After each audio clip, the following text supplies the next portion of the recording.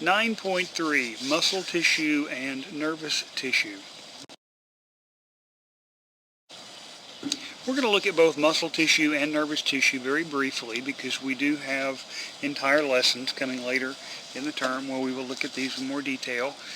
Muscle cells have contractile proteins, actin. It is the same actin that we saw when we looked at the cytoskeleton, and myosin, which is one of the molecular motors, and these can work together to shorten the cell to produce movement. There are three types of muscle tissue. The first one is skeletal muscle. Skeletal muscle is attached to bone. These are very long cylindrical cells with multiple nuclei. They are striated, and the striation refers to the alternating light and dark pattern that you see here in the micrograph. These are long cells, and so the individual cells in this picture run from right to left. The little thin white line that you see is the plasma membrane of neighboring cells, and the striation is the alternating light and dark that runs perpendicular to the axis of the cell. Skeletal muscle is also under voluntary control, which means we do have conscious control over the contraction of skeletal muscle. Another muscle type is smooth muscle. This is found in the walls of organs, such as the digestive tract, walls of blood vessels, portions of the respiratory tract.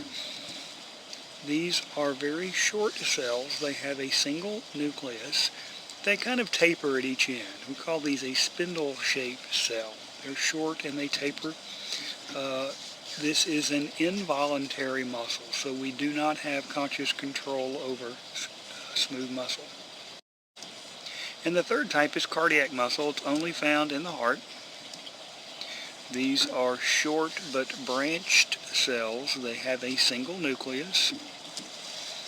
It is striated, but the striation is much less obvious than what we saw in skeletal muscle.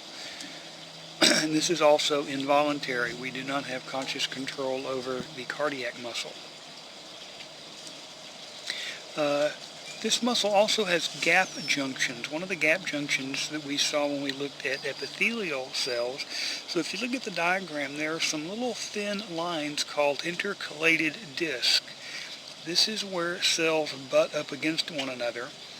And this intercalated disc contains gap junctions, and it allows ions to flow from one cell to another. This is what allows cardiac muscle cells to contract in a coordinated fashion. And nervous tissue is found throughout the body. Its function is to initiate and conduct nerve impulses. The neuron is the functional cell. It's the neuron that can actually initiate and conduct the nerve impulse.